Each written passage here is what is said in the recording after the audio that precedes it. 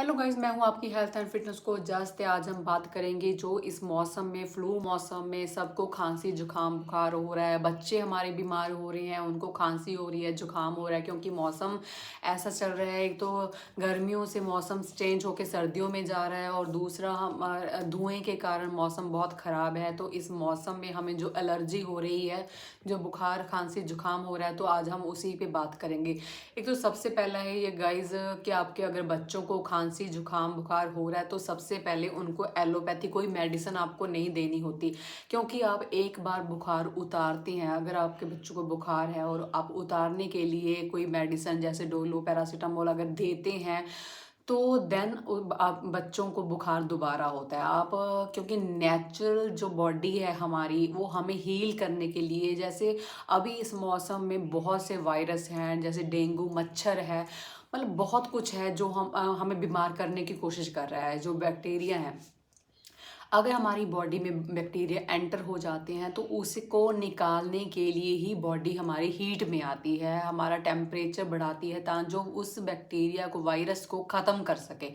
लेकिन आप डोलो लेके अपनी बॉडी को फिर ठंडा कर लेते हैं, बॉडी बाद में फिर कोशिश करती है लेकिन आप फिर ठंडा कर लेते हैं, तो आप ही अपनी बॉडी का बहुत ज़्यादा नुकसान करते हैं। मतलब अगर एक बार बुखार हो जाता है, अगर वहाँ पे आप कुछ नहीं करते, सिर्फ कुछ सिंपल स्टेप्स हैं उनको फॉलो करते हैं, तो मुझे नहीं लगता कि आपके बच्चे को बार बार बुखार होगा। मतलब आप अपने बच्चे को बार बार बुखार में देखना चाहते हैं, जब उसको एक ही बार में ठीक करना चाहते हैं, ये आपके हाथ में है।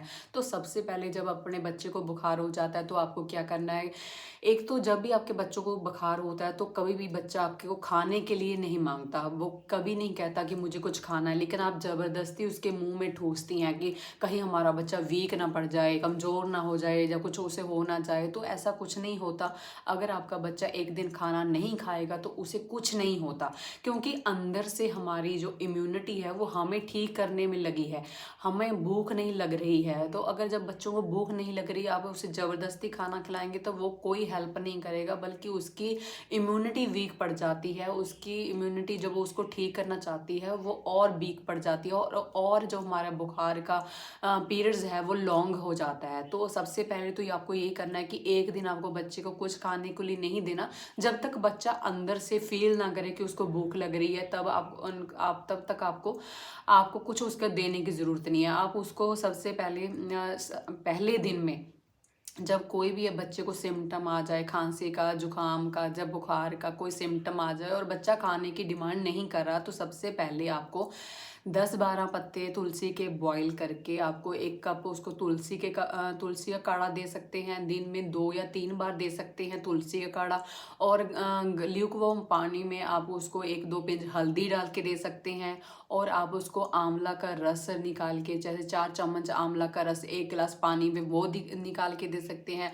अगर आपके बच्चे कोई ऐसी चीज़ें नहीं लेना चाहते, क्योंकि बहुत लेडीज़ है मुझे कहती हैं कि हमारे बच्चे कोई भी काढ़ा पीना नहीं चाहते, वो ऐसी चीज़ें नहीं खाते, तो आप क्या कर सकते हैं, आप आंवला का पाउडर ले सकते हैं। जैसे 50 ग्राम आंवला पाउडर हो गया और 50 ग्राम मिश्री होगी, तो आधा आधा चम्मच उसको 3 टाइम आंवला को दे सकते हैं। गाइज, आंवले में, एक अकेले आंवले में 2 ऑरेंज जितनी विटामिन सी होती है। अगर आपके बच्चे ऑरेंज का जूस नहीं पीना चाहते, तो आप एक सिंपल आंवले का रस निकाल के उसको मिश्री से मीठा करके बच्चों को दे सकते हैं, जिससे बच्चे की इम्यूनिटी बढ़ेगी।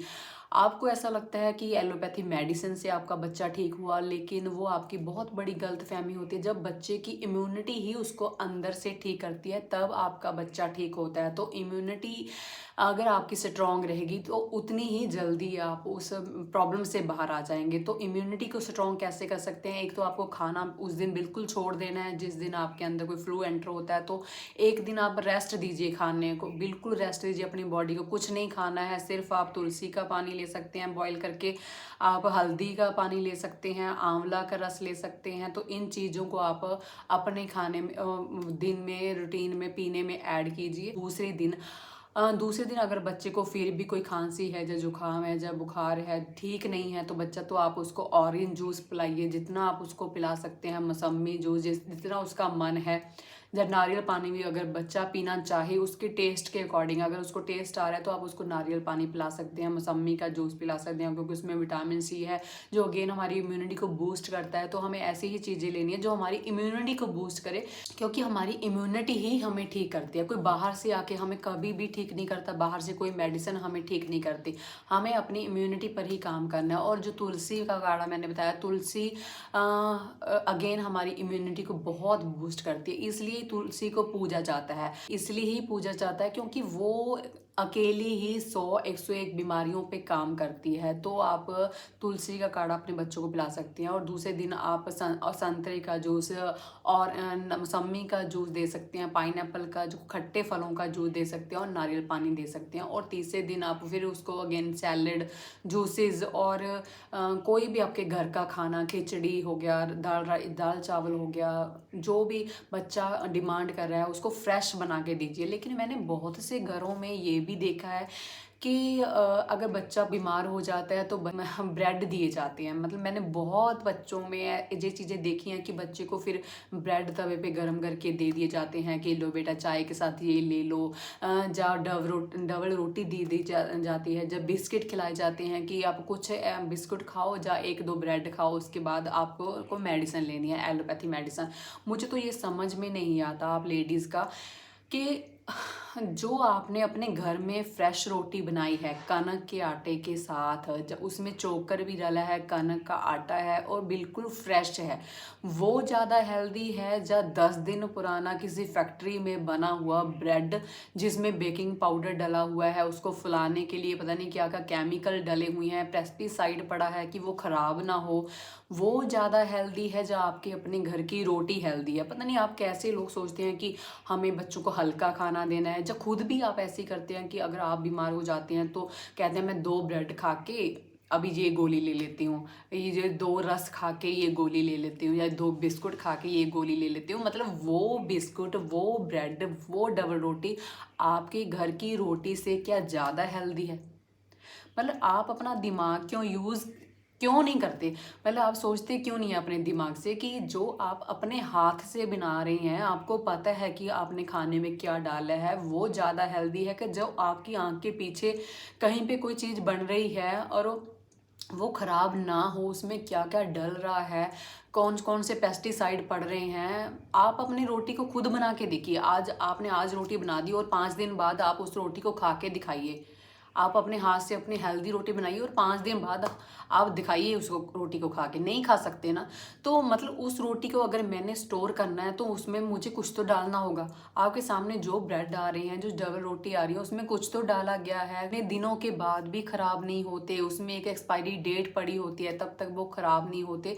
तो आप अपने बुद्धि का, दिमाग का यूज़ कीजिए, क्योंकि जब हम बीमार होते हैं तो हमें बहुत ही हेल्दी खाना होता है, इतना हेल्दी कि हमारे गट बैक्टीरिया पे कोई भी गलत अफेक्ट ना पड़े, हमारे गट बैक्टीरिया हेल्दी रहें, क्योंकि वो जितना हेल्दी रहेंगे उतना ही हमारी बॉडी हेल्दी रहेगी।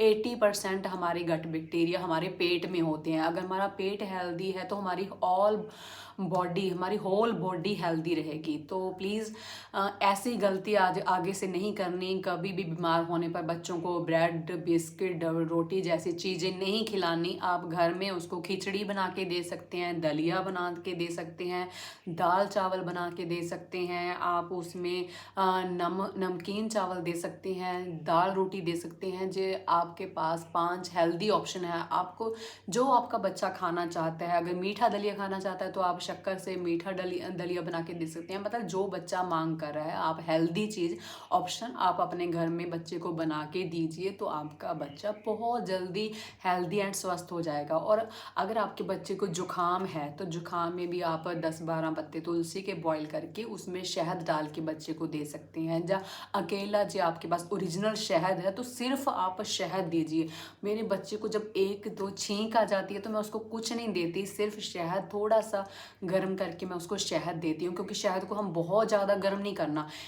शहद को हम 60% तक गर्म कर सकते हैं। उसके ज़्यादा अगर हम शहद को ज़्यादा गर्म करेंगे तो उसके जो न्यूट्रिशन वैल्यू है वो कम होने लग जाती है। तो इसलिए हमें शहद को बहुत ज़्यादा गर्म नहीं करना होता। तो आप शहद को, अगर आपके पास प्योर हनी है, आपके आसपास कोई पेड़ लगे हैं वहाँ से आपने लिया है, जब आपके पास कोई ऐसा बंदा है जिसके पास ओरिजिनल शहद है, तो उस शहद को आप बच्चों को देंगे तो उससे बच्चे की इम्यूनिटी बहुत स्ट्रांग होती है, और काम सारा इम्यूनिटी का ही होता है। और बच्चे को आप शहद और तुलसी का पानी दे सकते हैं। अगर आपके बच्चे को खांसी है, बहुत ज़्यादा छाती में बलगम है, तो एक तो आप मलट्ठी लेके बच्चे को चूसने को दीजिए। बच्चों को कहना कि इसको कुछ नहीं करना, सिर्फ मुंह में रखना है। आप आधा आधा इंच इसको बच्चे को 2-3 बार चूसने को दे सकते हैं। आराम से बच्चे चूस सकते हैं। मेरा बेटा आराम से इसको मुंह में रख लेता है। कोई कड़वी नहीं है, बल्कि बहुत ही मीठी होती है। तो इसके रस से हमारी जो गले की इन्फेक्शन है, हमारी चेस्ट की इन्फेक्शन है, बहुत ही आसानी से ठीक हो जाती है।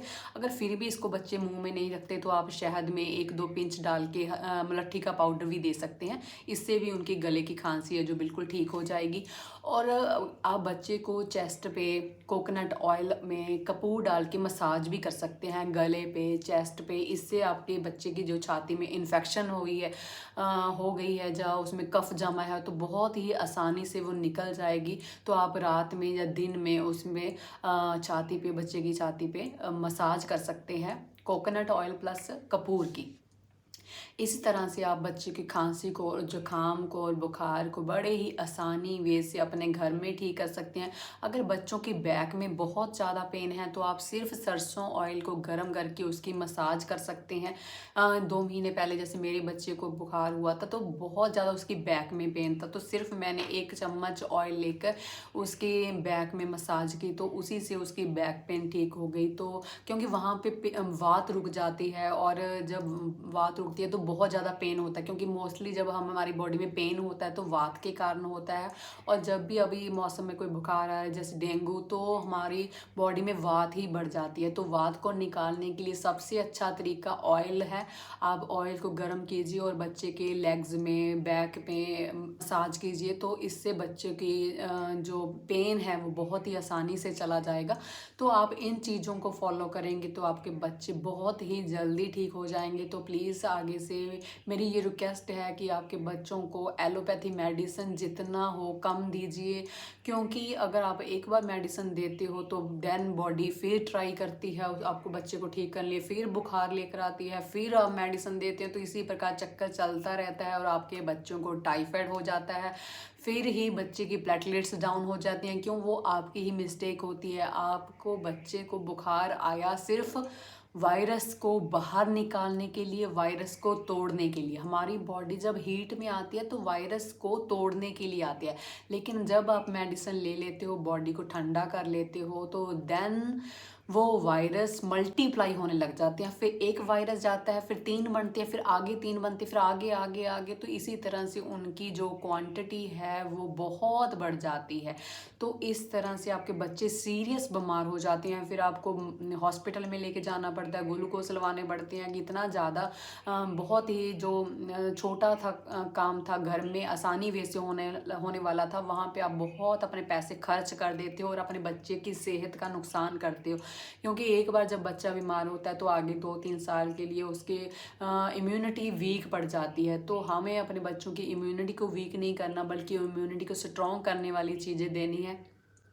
अगर आपके बच्चे अभी भी बीमार नहीं हुए हैं, जो कोई खांसी जुकाम बुखार नहीं है, तो अभी भी आप उनको दिन में 1 बार मौसम्मी का जूस पिला सकते हो, या पाइनएप्पल का, जब ऑरेंज का, और दिन में 1 बार बच्चों को जूस दीजिए। या फिर बहुत ही आसान है, आप उनको आंवले का रस दीजिए पानी में मिला के, या आंवला में मिश्री मिला के, या उनको आंवला पाउडर 50 ग्राम आंवला पाउडर और 50 ग्राम मिश्री का पाउडर बना लीजिए, और 1/4 स्पून आप उनको 3-3 टाइम देंगे, तो इससे उनकी इम्यूनिटी बहुत बूस्ट होगी, और देन वो फ्यूचर में भी कई बीमारियों से अपने आप लड़ सकते हैं। तो प्लीज़ एक टिप ये भी है गाइस कि जब आपको कोई भी आपकी बॉडी में फ्लू एंटर हो या आपके बच्चों में फ्लू एंटर हो, तो प्लीज़ रेस्ट करनी होती है हमें। बच्चों को भी हमने खेलने कूदने नहीं देना और खुद भी हमें बहुत ज़्यादा काम, जैसे सैर, अगर आप सैर कर रहे हो, या आप कोई वर्कआउट कर रहे हो, एक्सरसाइज कर रहे हो, तो प्लीज़ आपको 2-3 दिन के लिए टोटली रेस्ट करनी है। अगर आप कोई काम पे जा रहे हो तो मैं तो यही कहूँगी कि आप वहाँ से 1-2 दिन की छुट्टी ले लो, जितना आप रेस्ट करोगे। क्योंकि जब हम कोई काम करते हैं या किसी काम में भाग दौड़ करते हैं तो हमारी फिजिकल बॉडी थकती है, तो उसको जब हमारे जो सेल टूटते हैं उसको रिपेयर करने के लिए भी हमारी इम्यूनिटी को काम करना पड़ता है। अगर हम कोई काम नहीं करेंगे तो हमारी इम्यूनिटी बिल्कुल फ्री रहेगी। किस पे काम करेगी? सिर्फ हमारे फ्लू को ठीक करने में काम करेगी। हमारे जो वायरस अंदर, जो वायरस बॉडी में अंदर गया है उसको निकालने का काम करेगी। तो हमको सिर्फ बॉडी को एक ही काम करने देना है, वो तभी करेगी जब हम कंप्लीट रेस्ट पे होंगे। तो हमें एक चीज़, इस चीज़ को ज़रूर ऐड करना कि हमें टोटली रेस्ट करनी है, अपने बच्चों को टोटली रेस्ट करवानी है, जिससे बच्चे आपके बहुत ही जल्दी ठीक हो जाए। इन चीज़ों को ध्यान दीजिए, अपने हाथ से अपनी बच्चों की सेहत मत खराब कीजिए, उनको हेल्दी रखिए ताकि वो आगे आने वाली और कई चीज़ों से अपने आप लड़ सकते हैं। अगर हमारी इम्यूनिटी स्ट्रॉन्ग होगी तो हमें किसी बीमारी का भय नहीं है, हमारी इम्यूनिटी अपने आप लड़ लेगी इस चीज़ों से। तो हमें अपनी इम्यूनिटी को स्ट्रॉन्ग करना है। तो स्वस्थ रहिए, मस्त रहिए और मेरे चैनल को लाइक एंड सब्सक्राइब कीजिए। आपकी जो भी प्रॉब्लम है मुझे प्लीज़ नीचे जाकर कमेंट कीजिए, मैं उन पे वीडियो लेके आने की पूरी कोशिश करूँगी। थैंक यू, धन्यवाद।